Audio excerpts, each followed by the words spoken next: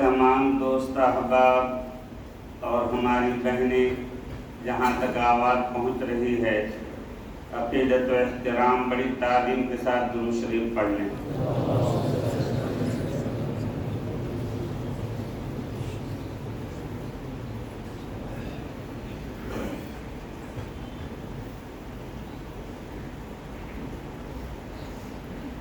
الحمد للہ کفا وسلام علی عباده الذین اصطفى اما بعد فاعوذ باللہ من الشیطان الرجیم بسم اللہ الرحمن الرحیم إنا عرضنا الأمانة على السماوات والأرض والجبال فأبين أن يحملنها وأشفقن منها وحملها الإنسان إنه كان ظلوما جهولا وقال صاحب القبر الأعظم محمد رسول الله صلى الله عليه وسلم تركت فيكم الثقلين لن تضلوا بعدي أبدا إن تمسكتم بهما كتاب الله وسنة بزرگان محترم، علماء کرام، حفاظ کرام، بزرگوں اور دوستوں، میری پیاری ماں بہنوں، آپ کے سامنے قرآن مقدس کی آیت تلاوت کی گئی، حدیث پاک پڑھی گئی۔ قرآن مقدس آیت کریمہ سے متعلق، حدیث پاک سے متعلق کچھ اہم باتیں آپ کے سامنے عرض کی جا رہی ہیں۔ میرے پیارے بھائیوں، بزرگوں اور دوستوں، اس وقت کوئی تفصیلی بیان نہیں ہوگا، بہت مختصر طور پر اہم باتیں عرض کی جائیں گی، بغیر کسی تمہید اور اسرار و حکم کے۔ میرے پیارے بھائیوں، بزرگوں اور دوستوں، آقا نامدار سرکار مدینہ تاجدار دو عالم جناب محمد الرسول اللہ صلی اللہ علیہ وسلم جنت میں تشریف فرما تھے، اور صحابہ کرام کا عظیم مجمع جنت میں موجود تھا۔ اللہ کے لاڈلے پیغمبر محمد الرسول اللہ صلی اللہ علیہ وسلم نے جنت میں بیٹھ کر پوری امت کو وصیت فرمائی۔ ایک تو آقا کی وصیت، وہی کتنی اہم چیز ہے، لیکن جنت میں بیٹھ کر وصیت کرنا، یہ اس کی اہمیت کو اور بڑھا دیتا ہے۔ تو میرے پیارے بھائیوں، بزرگوں اور دوستوں، یہاں ایک اشکال پیدا ہو سکتا ہے کہ حضور پاک جناب محمد الرسول اللہ صلی اللہ علیہ وسلم نے شب معراج میں جہنم اور جنت کا مشاہدہ فرمایا۔ صحابہ کرام رضوان اللہ تعالی علیہم اجمعین انتقال سے پہلے جنت میں کیسے پہنچے؟ تو اس کا جواب یہ ہے کہ اللہ کے لاڈلے پیغمبر آقا نامدار سرکار مدینہ تاجدار دو عالم جناب محمد الرسول اللہ صلی اللہ علیہ وسلم نے اپنی حیات طیبہ میں، اپنی زندگی میں ارشاد فرمایا تھا، ما بین بیتی و منبری روضۃ من ریاض الجنہ۔ دو روایت ملتی ہے، ایک روایت ما بین بیتی و منبری، ما بین بیت حجرتی و منبری۔ تو میرے پیارے بھائی، بزرگوں اور دوستوں، آقا نے اپنی زندگی میں، حیات میں صحابہ کرام کو ایک بشارت سنائی تھی کہ دیکھو میرے حجرے اور میرے منبر کے درمیان کی جو جگہ ہے یہ حقیقتاً جنت کا ایک حصہ. میرا حجرہ اب تو چونکہ محمد الرسول اللہ صلی اللہ علیہ وسلم کا مدفن ہو گیا، اب روض اقدس جو ہے وہ وہاں پہ قائم ہے اور اللہ کے لاڈلے پیغمبر وہاں آرام فرما رہے ہیں. لیکن آقا کی حیات میں زندگی میں وہ آقا کے رہنے کی جگہ تھی، آقا کا مکان تھا، حجرہ تھا وہ. تو حضور نے فرمایا تھا کہ میرے حجرے اور میرے منبر کے درمیان کی جگہ حقیقتاً بہت فضیلت والی، عظمت والی، قدر و منزلت والی ہے، حقیقتاً جنت کا ایک حصہ ہے. فقہا محدثین یہ فرماتے ہیں کہ اگر کوئی خوش نصیب مدینۃ الرسول میں پہنچ جائے اور سعادت مل جائے، ریاض الجنہ میں پہنچ جائے، یعنی منبر اور آقا کے روضے کے درمیان کی جو جگہ ہے، سفید ستون ہوتے ہیں اور ہرے رنگ کا وہاں قالین بچھا رہتا ہے، اگر وہاں پہنچ کر کوئی قسم کھا لے، اللہ کی قسم میں نے جنت میں نماز ادا کی ہے، رب کعبہ کی قسم میں نے جنت میں بیٹھ کر دعا مانگی ہے، تو فقہا محدثین یہ فرماتے ہیں کہ وہ حقیقتاً اس نے جنت میں نماز ادا کی ہے، اپنی قسم میں جھوٹا نہیں ہے، وہ اس کو قسم کا کفارہ نہیں دینا پڑے گا. تو میرے پیارے بھائیو، بزرگوں اور دوستو، صحابہ کرام کا عظیم مجمع ریاض الجنہ میں موجود تھا، یعنی جنت میں، اور اللہ کے لاڈلے پیغمبر محمد الرسول اللہ صلی اللہ علیہ وسلم جنت میں تشریف فرما تھے. حضور پاک جناب محمد الرسول اللہ صلی اللہ علیہ وسلم نے ارشاد فرمایا، ترکت فیکم الثقلین لن تضلوا بعدی ابدا ان تمسکتم بہما کتاب اللہ و سنتی. میرے پیارے صحابہ، کم و بیش 1,24,000 انبیاء علیہ السلام دنیا میں تشریف لائے، ہر ایک اپنی عمر کا حصہ پورا کر کے آخرت کا سفر کر گیا، اور میری بھی زندگی کے آخری دن اور آخری ایام چل رہے ہیں، میں بھی دنیا چھوڑ کر جانے والا ہوں. اتنا آقا نے فرمایا تھا، صحابہ اکرام کا پورا مجمع بے ہوش ہو گیا کہ کیا آقا ہمیں چھوڑ کر چلے جائیں گے؟ ہم آقا کی جدائی کو کیسے برداشت کر پائیں گے؟ اس صدمے کو، اس فراق کو، جدائی کو ہم سے کیسے سہن ہو سکے گا؟ تو میرے پیارے بھائیوں، بزرگوں اور دوستوں، جب افاقہ ہوا صحابہ کو تو حضور نے فرمایا، کیوں غم کرتے ہو؟ ہر ایک کو موت آنی ہے، موت برحق ہے، ہر ایک کو دنیا چھوڑ کر جانا ہے، اپنی عمر پوری کر کے ہر ایک آخرت کا سفر کر جائے گا. میں بھی جانے والا ہوں، لیکن میں اپنے سفر آخرت سے پہلے میں تمہیں ایک وصیت کرنا چاہتا ہوں، غور سے سنو. حضور نے فرمایا، ترکت فیکم الثقلین. میرے پیارے صحابہ، میرے دنیا سے چلے جانے کے بعد نہ معلوم کتنے فتنے امٹ امٹ کر آئیں گے، ہر طرف سے فتنے جو ہے، فتنوں کی الغار ہوگی اور تمہارا مقابلہ فتنوں سے ہوگا. کہیں یہودیت کا فتنہ، کہیں نصرانیت کا فتنہ، کہیں مجوسیت کا فتنہ، کہیں باطل طاقتیں، یہ تمام پوری دنیا متحد ہو جائے گی. میرے پیارے بھائیوں، بزرگوں اور دوستوں، یہ وہی دور ہے جس دور کے متعلق محمد الرسول اللہ صلی اللہ علیہ وسلم نے نشاندہی فرمائی تھی. پوری دنیا متحد ہو گئی اسلام کو مٹانے میں، اور ہمیں جو ہے یعنی قرآن کی تعلیمات کو جو ہے دنیا سے ختم کرنے کے لیے ہر طرف سازشیں ہو رہی، ظلم و ستم کے پہاڑ توڑے جا رہے ہیں. تو میرے پیارے بھائی، حضور نے فرمایا تھا، ترکت فیکم الثقلین. میں دنیا سے جب چلا جاؤں گا، فتنے امٹ امٹ کر آئیں گے، لیکن میں تمہارے درمیان دو وزندار اور دو بہت مضبوط چیز چھوڑ کر کے جا رہا ہوں. وہ اتنی وزندار ہے کہ ساتوں آسمان ساتوں زمین بھی اس کے وزن کا مقابلہ نہیں کر سکتے. اگر ایک پلے میں رکھ دیا جائے تو ساتوں آسمان ہوا میں اڑنے لگے گا. وہ اتنی بھاری بھرکم چیز ہے میں جو چھوڑ کر کے جا رہا ہوں. اور آندھی میں طوفان میں اگر کوئی بھاری چیز ہوتی ہے وزندار تو اس کو انسان پکڑ لیتا ہے تو ہلاکت سے تباہی سے بچ جاتا ہے۔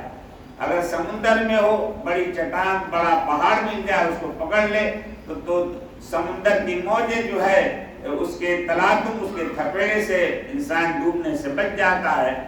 تو میرے پیارے بھائیو بزرگوں اور دوستو، آقا نے فرمایا میں جو چیز چھوڑ کر کے جا رہا ہوں کوئی ہلکی پھلکی نہیں ہے، بہت وزندار ہے، اتنی وزنی ہے کہ اگر ایک پلے پہ 7 آسمان 7 زمین کو رکھ دیا جائے اور جو چیز میں چھوڑ کر کے جا رہا ہوں اسے پلے پر رکھ دیا جائے تو 7 آسمان اور زمین ہوا میں اڑنے لگیں، اتنی وزندار ہے۔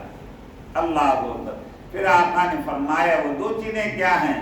کتاب اللہ و سنتی، ایک قرآن مقدس، ایک اللہ کی کتاب ہے اور دوسرے میری سیرت طیبہ حدیث پاک ہے۔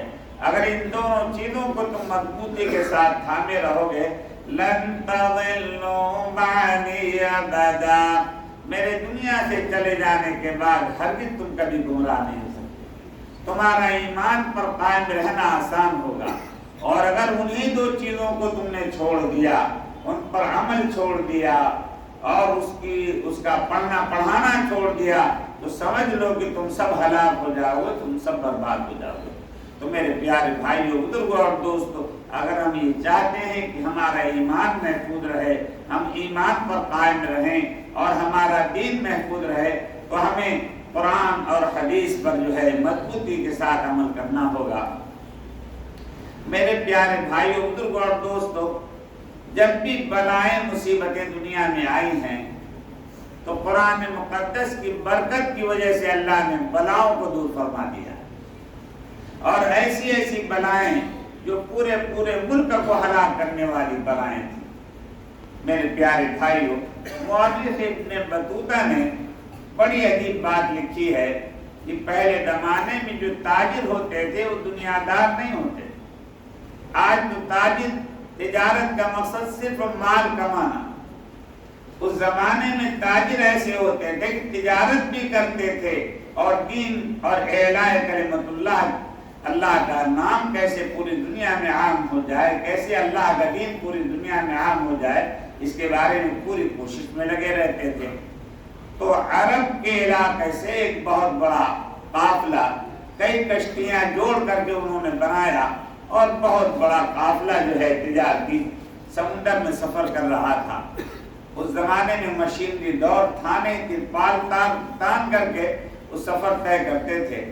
اگر ہوا مخالف آ گئی تو فوراً جو ہے مطلب یہ کہ وہیں پر کشتی کو جو روک دیا جاتا تھا لنگر ڈال کر کے۔ تو میرے پیارے بھائیوں بزرگوں اور دوستوں،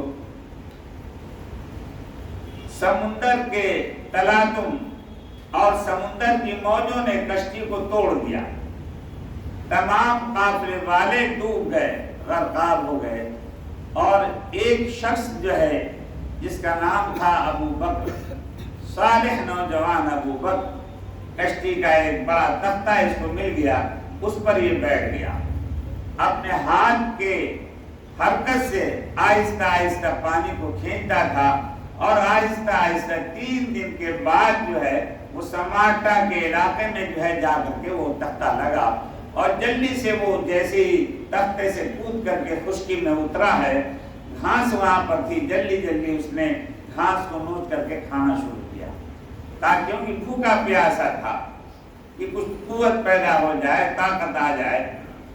میرے پیارے بھائیوں بزرگوں اور دوستوں، جب کچھ طاقت آئی اور کچھ آرام ملا اسے، تو دیکھا اس نے کہ کچھ دور پر بستی نظر آ رہی ہے، آبادی نظر آ رہی ہے، تو آبادی کی طرف چلنا شروع کیا اس نے، سماٹا کے علاقے میں۔ سماٹا جو ہے یہ انڈونیشیا ملیشیا دونوں کے درمیان یہ سماٹا کا علاقہ کہلاتا ہے۔ جب وہ چلا تو دیکھا کہ آبادی کے بالکل کنارے پر آبادی جہاں شروع ہوتی ہے ایک مکان ہے، اس مکان کے اندر دروازے پر ایک بڑی عمر کی عورت، سن رسیدہ بڑھیا دروازے پر کھڑی ہوئی تھی۔ इस नौजवान को जब उसने देखा तो कहा कि बेटा तुम मुझे अजनबी कोई मुसाफिर मालूम होता है। तो नौजवान ने कहा कि बिल्कुल पूरा वाक़या बताया कि हम काफिले में सैकड़ों लोग थे, तिजारती काफिला चल रहा था, कश्ती डूब गई, बहुत सारी कश्तियां जोड़ करके बड़ी कश्ती बनाई गई थी, अल्लाह ताला ने मुझे बचा लिया। तो बूढ़ी औरत सीधा सीधा उसने कहा कि बेटा तुम्हारी सूरत मेरे बेटे से मिलती जुलती है, अभी कुछ दिन पहले मेरे जवान बेटे का इंतकाल हो गया, तुम आ जाओ हमारे घर रहो, कुछ खाने पीने की फिक्र करने की जरूरत नहीं, अल्लाह ने बहुत दिया हुआ है, आ जाओ हमारे घर रहना।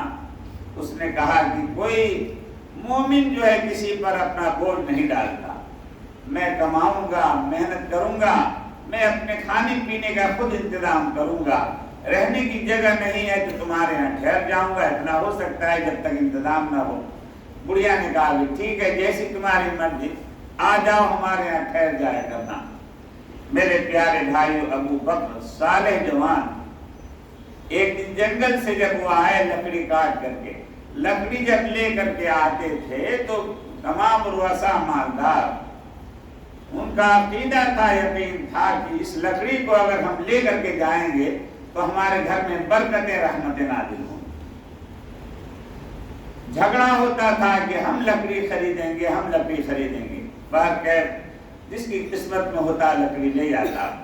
अब जब एक दिन ये अबू बकर बुढ़िया के घर में जब पहुंचा है तो देखा कि बुढ़िया जो है दारो कतार रो रही है, बूढ़ी औरत भी रो रही है, और बुढ़िया की एक लड़की थी जवान, कुंवारी लड़की, अभी शादी उसकी नहीं हुई थी। बुढ़िया चाहती थी कि किसी तरीके से इस नौजवान से मैं अपनी लड़की का रिश्ता कर दूं, लेकिन वो नौजवान कोई आम नौजवान नहीं था, बड़े तकवे वाला था। उसने जो है बुढ़िया की लड़की की तरफ निगाह उठा करके भी नहीं देखा, उसको ये भी नहीं मालूम था कि बुढ़िया की लड़की का रंग रूप क्या है। लेकिन काफी दिनों से वो बुढ़िया के घर में रह रहा था। एक दिन जब आया है तो आने के बाद देखा कि बुढ़िया भी दारो कतार रो रही है, बुढ़िया की लड़की भी जो है एक तरफ बिलक बिलक के रो रही है, और रोते रोते बुढ़िया जो है जमीन पे गिर जाती है। नौजवान ने कहा अबू बकर ने कि अम्मी जान क्या बात है, क्यों रोती हो, आप भी रो रही हो, मेरी बहन भी रो रही है, क्या बात है, रोने का सबब क्या है? बुढ़िया ने कहा कि बेटा आज मेरी लड़की मर जाएगी, आज मेरी लड़की हलाक हो जाएगी। वहां दस्तूर ये था कि समाटा के इलाके में पूरी फौज उस बला का मुकाबला करने से आ गई। मामूल ये बनाया गया था कि एक बड़ा मकान दरिया के किनारे पर बनाया गया था। साल में एक कुंवारी लड़की को बनाव सिंवार करके और उम्दा जेवरात से आरास्ता करके उस मकान में छोड़ दिया जाता, और बला आती और लड़की की इज्जत लुटी हुई होती और लड़की मरी हुई मिलती, और हुकूमत की तरफ से फिर उसके बाद उसको नहला दहल करके जो है दफन कर दिया जाता। तो मेरे प्यारे भाई, ऐसी खतरनाक बला थी कि हुकूमत आजिज थी, अगर वो ऐसा नहीं करते थे तो बला जो है हजारों इंसानों को जो है हला करके चली जाती। हुकूमत के पास फहरिस्त होती थी कि कहाँ कहाँ कुंवारी लड़कियां हैं, उनकी फहरिस्त, और कुरानदानी होती थी। कुरानदानी में जिस लड़की का नाम निकल जाता उसी लड़की को जो है बला के आने के वक्त जो उस मकान में बंद कर दिया जाता, हुकूमत की तरफ से जेवरात से और उम्दा कपड़े से उसको बनाव संवार करके। बुढ़िया कहने लगी या शाम को मेरी बेटी घर से जाएगी और सुबह जो है वो मर कर मेरे घर वापस आएगी। नौजवान इसको एक जज्ब की कैफियत में कहने लगा, कौन है जो मेरी बहन को और मेरी माँ को सदमा पहुंचाने वाला, मैं मुकाबला करूंगा। फौरन जो है खड़ा हो गया। माँ ने कहा बुढ़िया ने कि बेटा یہ حکومت کا فیصلہ ہے اور اس کو جو ہے حکومت سے مقابلہ کرو. کہا حکومت سے بھی میں مقابلہ کروں گا. کسی کی عزت بچانے کے لیے, کسی کی جان بچانے کے لیے میں حکومت سے بھی مقابلہ کروں گا. مومن جو ہے وہ ہوتا ہے کہ اس کے رہتے ہوئے کسی کی عزت لوٹی جائے, کسی کو بلا وجہ ستایا جائے, ظلم کیا جائے, مومن ہرگز اس کو برداشت نہیں کر سکتا. میرے پیارے بھائیوں, بزرگوں اور دوستوں, بڑھیا نے پھر تفصیل بتائی کہ بیٹا قرآن دانی میں میری لڑکی کا نام آ گیا ہے. شام کو جو ہے پولیس والے آئیں گے, حکومت کی طرف سے قیمتی زیورات, سونے چاندی وہ پہنایا جائے گا میری لڑکی کو اور آراستہ کر کے لے کر کے جائیں گے اور دریا کے کنارے جو مکان ہے اس میں بند کر دیا جائے گا. میرے پیارے بھائیوں, بزرگوں اور دوستوں, ابو بکر نوجوان, اس نے کہا کہ الحمدللہ میرے چہرے پر داڑھی نہیں. یہ نہیں کہ داڑھی کاٹ کاٹ کر کے گندی نالیوں میں پھینک دیا. کہا کہ ابھی بالکل عنفوان شباب, جوانی کا اٹھان تھا, داڑھی چہرے پر تھی نہیں. کہا لڑکے نے کہ جو کپڑا ہے میری بہن کا, جو تمہاری لڑکی کے لیے کپڑا آیا حکومت کی طرف سے, جو زیورات, وہ مجھے پہنا دو. کوئی کان میں چھید تو تھا نہیں, کسی طریقے سے اس کو اٹکایا گیا, گلے میں پہنایا گیا, لٹکایا گیا اور حکومت کے حوالے کر دیا گیا. لیکن جو حکومت کی فوج جو ہوتی تھی وہ بھی ڈرتی تھی اگر ہم نے لڑکی کی طرف نگاہ اٹھا کر دیکھا تو بلا ہمیں ہلاک کر کے چلی جائے. وہ بھی ڈرتے ہوئے, کانپتے ہوئے لے کر جاتے تھے. وہ تو لڑکے کو لے کر کے, ابو بکر کو لڑکی کی جگہ پر لڑکے کو لے کر کے گئے اور مکان جو حکومت کی طرف سے مضبوط بنا ہوا تھا اس کے اندر اس ابو بکر کو جو ہے داخل کر دیا گیا.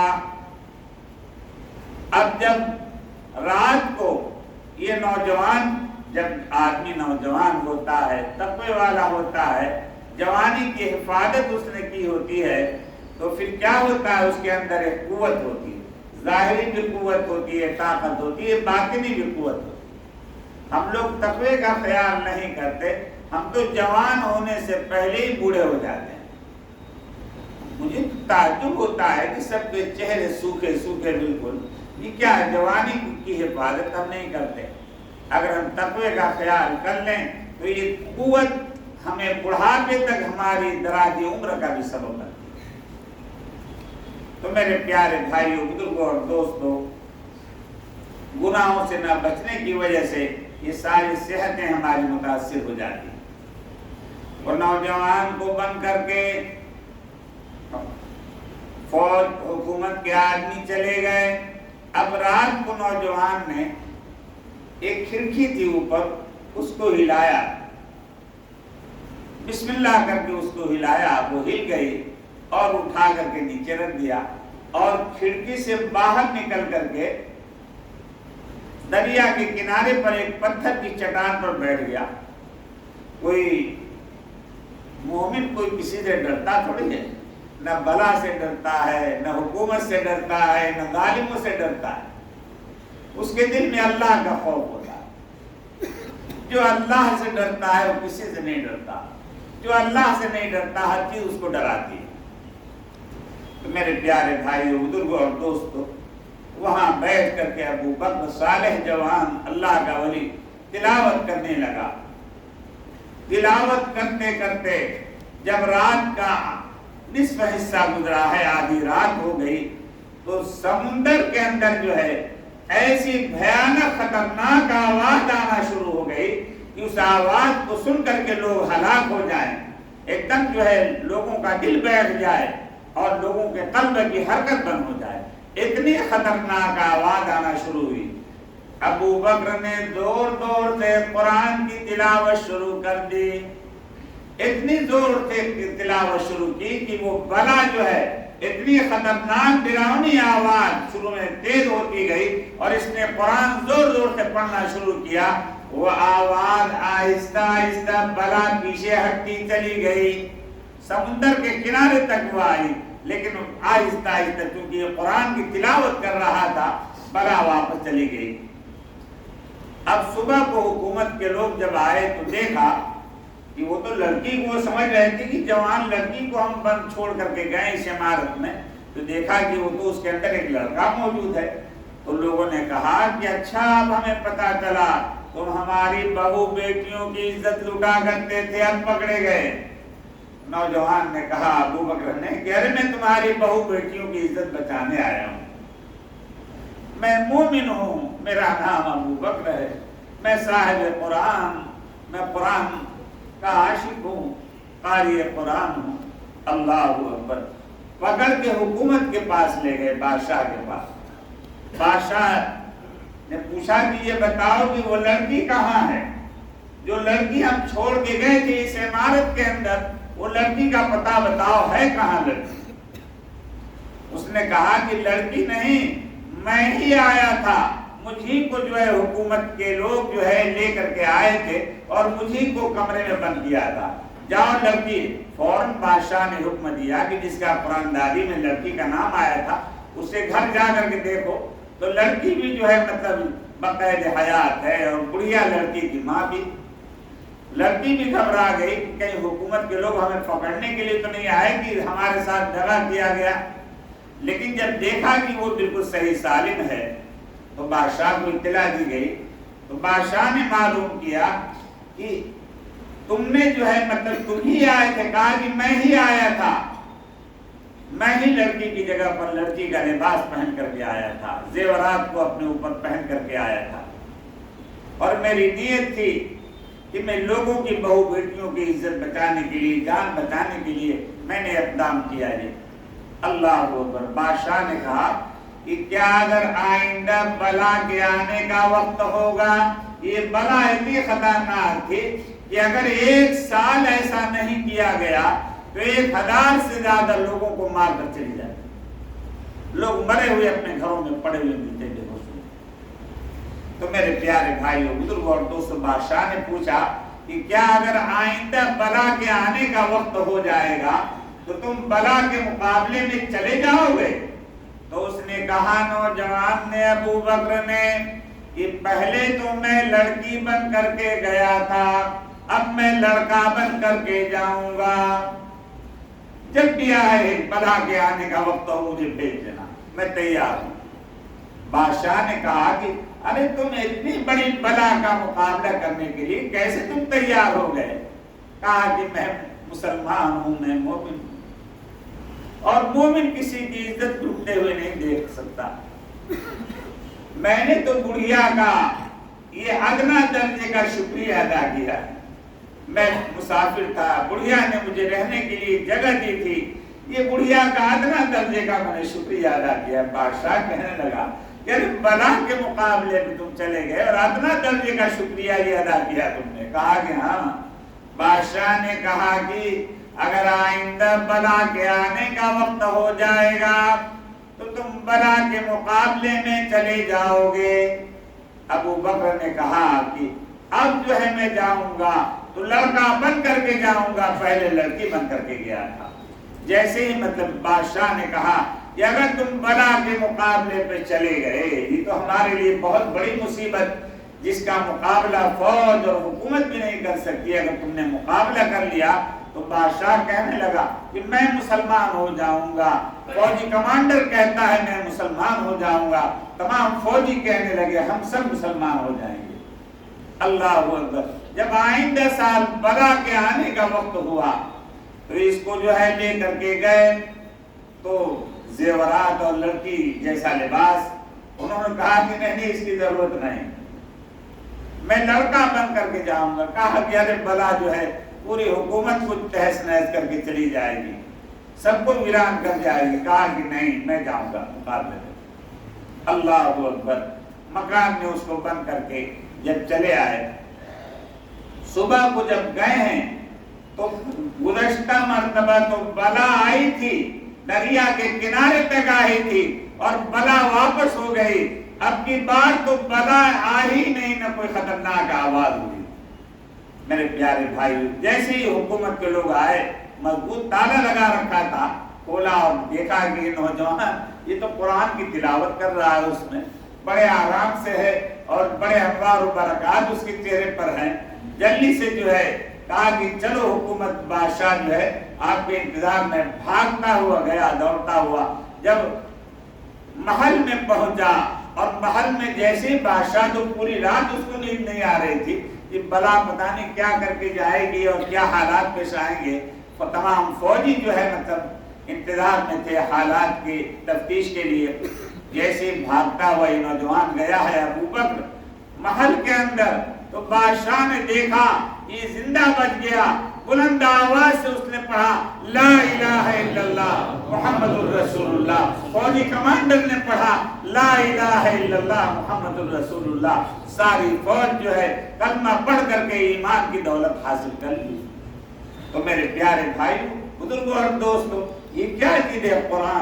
قرآن مقدس، یہ حافظ قرآن ابو بکر نے جو ہے، یہ جو یہاں پر ہم دیکھتے ہیں انڈونیشیا، ملیشیا، یہ اسی جو ہے ابو بکر کی قربانی کا نتیجہ ہے کہ آج اسلامی سلطنت اتنی عظیم سلطنت، سب سے زیادہ کثیر مسلمانوں کی تعداد وہاں پر موجود ہے، تو یہ ایک حافظ قرآن کی قربانی کا نتیجہ ہے۔ ابو بکر نام کا حافظ قرآن۔ تو میرے پیارے بھائیوں، بزرگوں اور دوستوں، یہ قرآن مقدس یہ بہت عظمت والی، برکت والی کتاب ہے۔ میرے پیارے بھائیوں، بزرگوں اور دوستوں، جو لوگ قرآن کا ادب کرتے ہیں، قرآن کا احترام کرتے ہیں، قرآن کی تلاوت کا معمول بناتے ہیں، تو اللہ تعالیٰ ان کو دنیا ہی میں عیش و آرام اور چین و سکون عطا فرماتے ہیں، ہر مصیبت سے بلا سے اللہ تعالیٰ ان کو بچائے رکھتے ہیں۔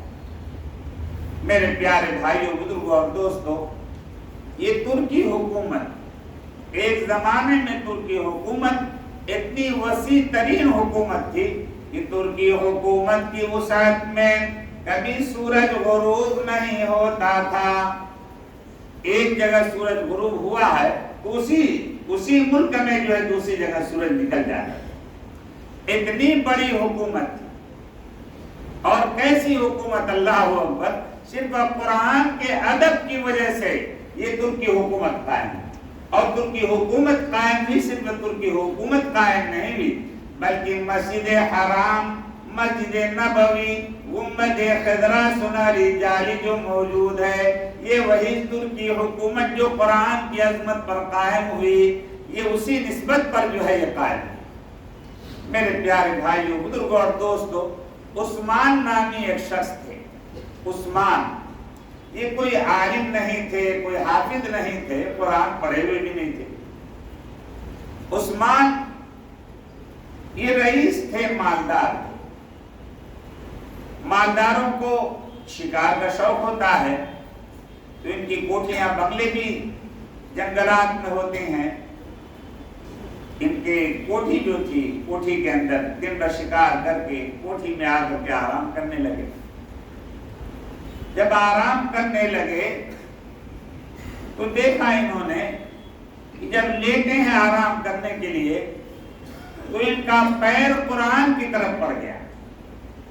پیر پھیلایا اور سامنے قرآن موجود ہے، حالانکہ اوپر تھا، وہ فوراً بے چین ہو گئے، بےتاب ہو گئے، یہ اللہ کا قرآن، اللہ کی کتاب بے بھی ہو گئی۔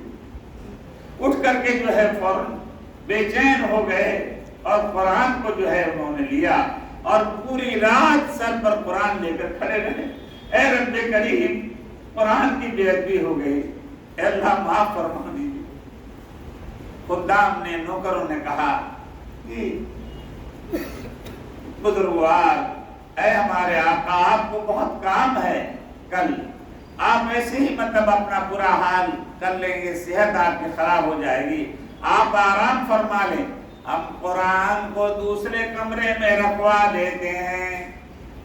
تو اور تڑپنے لگے، کہنے لگے کہ اللہ تعالیٰ نے اگر اس سے قیامت کے دن پوچھ لیا، یہ اپنی راحت و آرام کے لیے میرے قرآن کو اپنے کمرے سے نکلوا کر کے دوسرے کمرے میں رکھوا دیا تھا، تو میں اللہ کو کیا جواب دوں؟ اللہ اکبر، قرآن پڑھے ہوئے نہیں تھے، پوری رات روتے رہے، سب پر قرآن لے کر کھڑے رہے، ندامت کے آنسو بہاتے رہے۔ میرے پیارے بھائیوں، بزرگوں اور دوستوں، کبھی جو ہے مسجد میں نہیں گئے تھے، لیکن حاکم تھے علاقے کے. مسجد میں جب صبح کو اذان ہوئی معلوم کیا اپنے خدام سے غلاموں سے کہ کیسی آواز. کہا کہ یہ اذان ہو رہی. کہا کہ نماز کے لیے لوگ جاتے ہیں. کہا کہ مجھے بھی لے چلو. وضو کرا کر لے گئے. سب لوگوں کی خوشی کی انتہا نہ رہی کہ ہمارے سردار آج ہماری مسجد میں آ گئے اور نماز پڑھ کے جب یہ آئے ہیں تو تھوڑا سا یہ لیٹے ہیں تو دروازے پر ایک دستک دی. دروازے پر جو ہے کسی نے دستک دی. جب دستک دی تو غلام جتنے بھی تھے سب دوڑے ہوئے دروازے پر گئے. تو انہوں نے کہا کہ کیا بات ہے. کہا کہ ہمیں جو ہے عثمان سے ملنا ہے.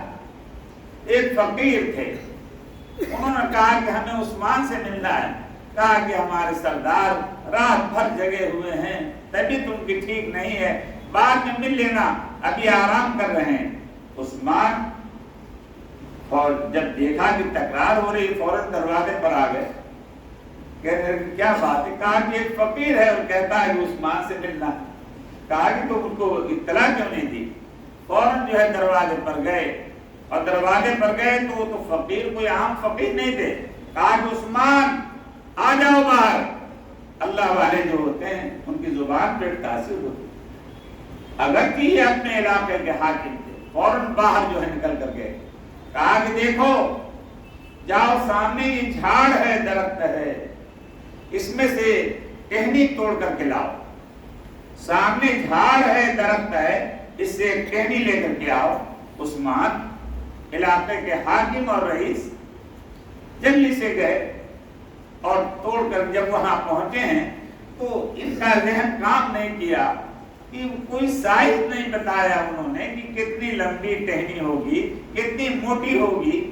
تو ہر سائز کی حالانکہ حاکم کا بھی کلو 2 کلو وزن نہ اٹھایا ہوگا, پورا گٹھر انہوں نے تیار کر لیا اور پتلی ٹہنی بھی, موٹی ٹہنی بھی, لمبی بھی, پورا گٹھر بنا کر کے سب کو اٹھا کر لے کر کے آئے. بزرگ اس میں سے لے لیجیے, کیسی ضرورت ہے آپ کو. جو اللہ کے ولی فقیر تھے ان کی آنکھیں اشکبار ہو گئی. کہنے لگے عثمان ہمیں تم کو اتنی تکلیف میں نہیں ڈالنا تھا, تم ایک ٹہنی لے کر کے آ جاتے. کہا کہ حضرت میں نے سوچا کہ پوچھنے جاؤں گا تو تعمیل ارشاد میں تاخیر ہوگی. میں نے کہا کہ ہر سائز کے لے کے چلو, حضرت کو جو ضرورت پڑے گی لے لیں گے اس میں سے. میرے پیارے بھائیوں کہا انہوں نے یہ ٹہنی نکالو. ایک ٹہنی لمبی سی تھی. کہا اس کو نکالو. اور نکالنے کے بعد ساری ٹہنیاں اس میں جو پتیاں تھیں ان کو جو ہے چھلکا دی, ان کو توڑ دیا, ایک لکڑی بن گئی. جب لکڑی بن گئی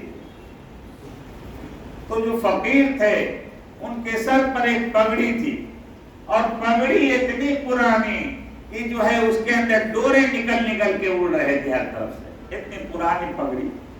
کہا کہ عثمان تمہیں پتا ہے یہ کیا ہے. وہ کہنے لگے عثمان کہ بزرگ آپ مجھے ڈر لگتا ہے, مجھے جانے دیجیے, مجھے جو ہے معاف کریے. کہا گئے کھڑے رہو یہیں پہ, کہاں جاؤ گے. کہا کہ بتاؤ یہ کیا ہے. کہا کہ حضرت میرے کچھ سمجھ میں نہیں آتا کیا ہے, لکڑی ہے, ٹہنی ہے, کیا ہے. کہا کہ پکڑو اس کو دونوں ہاتھ سے. عثمان نے دونوں ہاتھ سے پکڑا اور جو فقیر تھے انہوں نے اپنی پگڑی اتار کر کے اس لکڑی ٹہنی کے اندر جو ہے مضبوطی سے باندھ دیا. کہا کہ مضبوطی کے ساتھ دونوں ہاتھ سے پکڑو, تمہیں پتا ہے یہ کیا ہے. کہا کہ بزرگوار میں نہیں جانتا کیا ہے, میں نہیں جانتا, بس مجھے جانے دیجیے, مجھے معاف کر دیجیے. کہا کہ نہیں, مضبوطی کے ساتھ پکڑو اور دیکھو غور سے سنو, یہ تمہارا جھنڈا ہے. آج سے اللہ تعالیٰ نے قرآن کے ادب کی وجہ سے تمہیں بادشاہ بنا دیا. نہ حکومت, نہ ووٹنگ ہوئی, نہ الیکشن ہوا, لوگ آتے رہے اور وقت کی شکل میں بیعت کرتے رہے اور ترکی حکومت قائم ہوئی. اور ترکی حکومت جب قائم ہوئی ہے میرے پیارے بھائی بزرگوں اور دوستوں, پھر اللہ تبارک و تعالیٰ نے مسجد حرام کی خدمت بھی ان کے قسمت میں آئی اور روضہ اقدس بھی ان کی قسمت میں آیا۔ ترکی حکومت مطاف کے چاروں طرف جن لوگوں نے پہلے حج کیا ہوگا، ابھی تو وہ ہٹا دی گئی تنگی کی وجہ سے، پیلے رنگ کی جو عمارت تھی مطاف کے اندر چاروں طرف، وہ ترکی حکومت عثمان کی بنائی ہوئی تھی۔ اللہ اکبر۔ اور اس نے جو تعمیر کرایا تھا اس وقت جو ہے نہ کوئی فیسلٹی تھی نہ کوئی مشینری دور تھا، اتنا مطلب یہ کہ تقوی کے ساتھ اس نے مسجد حرام کی تعمیر کرائی تھی۔ اللہ اکبر۔